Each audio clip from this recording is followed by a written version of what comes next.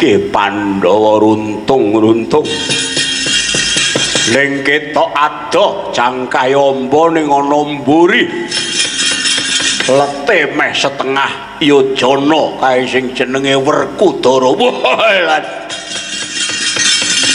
Ben ringkih Pandhawa nyata kekuatane mung ana Raden Bimasena. Wah, candhak gagak ning kono.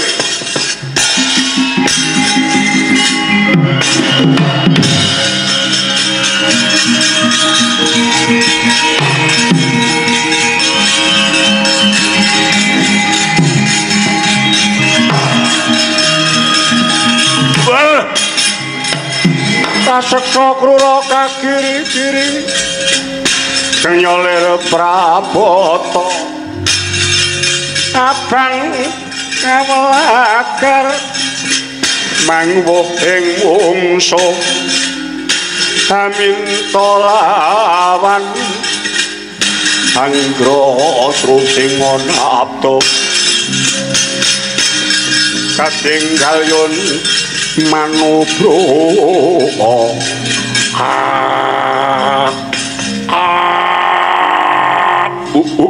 lanal Werkudara mandhek Werkudara.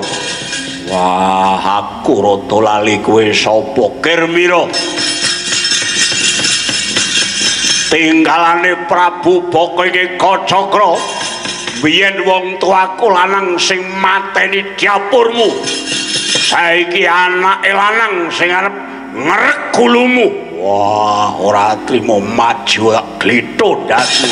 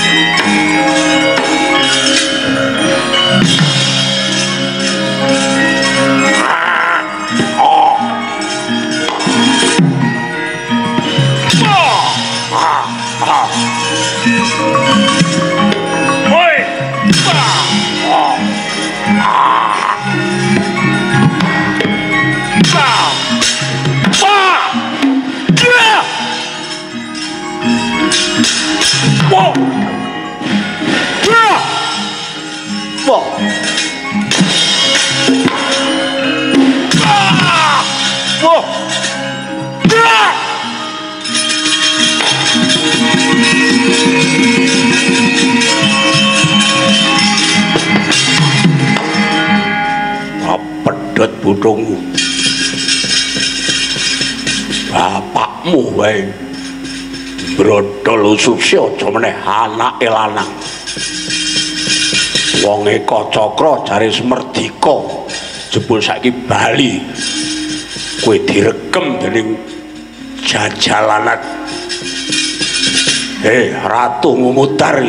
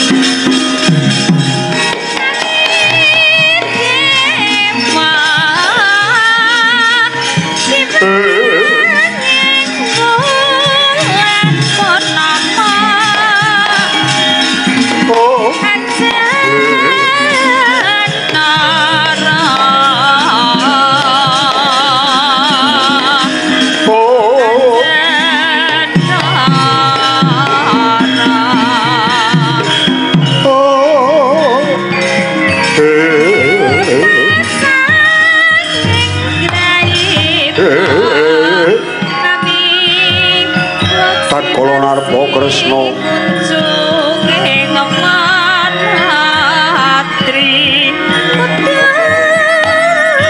Resiwara Cahani Suta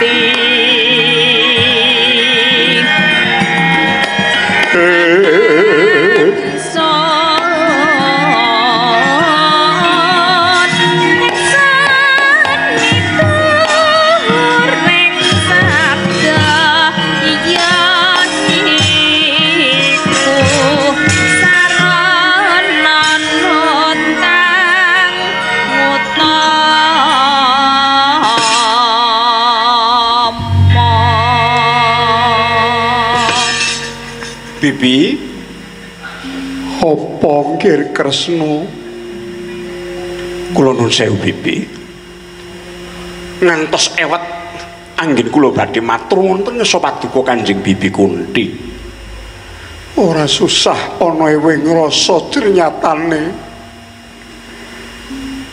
lakon iki kaya kudu lakon Kresna aduh Bibi sampun boten kirang-kirang ingkang putra Indrawati anggen kula memalangi sedyaning Yayi Prabu Puntadewa sekadang mulih murangaken menapa ing dados kapanipun nuruti drenging raos Yayi Jaka Pitana ing Astina iya Kresna semanten ugi kula Kakang Mbok jebul gagar wigar tanpa karya aku uga saiki kaya wis bisa nggagapi mbok menawa kabeh iki saka kaparinging dat kang murwengket bakal dadi tengara trontong ing pepadang ilanging angkara murka saka anak-anakku Pandhawa ingkang sejatine satriya sejati nanging pancen dadi satriya sejati ora gampang pacoban kang kudu tintampa dening Pandhawa.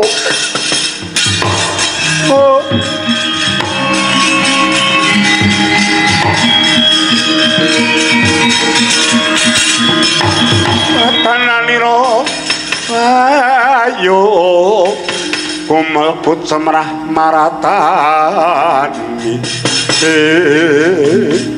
Kresna kula wonten dawuh Bibi tak jaluk kowe aja nekake marang Pandhawa aduh Bibi trening sampun ndruwili atur kula wonten kersanipun Yayi Prabu Puntadewa Parandene mboten dipun paelu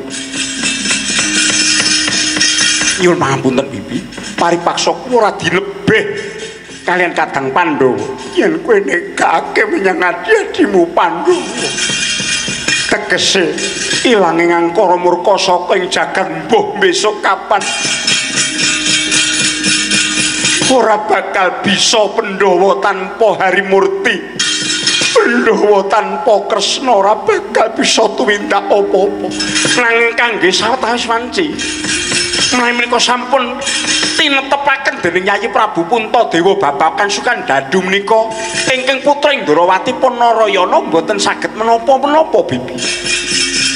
Aduh Kresna iki mengko lakone adimu Pandhawa kepiye nggih Kanjeng Bibi namung saking pepayuning ibu ingkang utami lan luhuring budi kados paduka ingkang badhe ndadosaken jayaning Pandhawa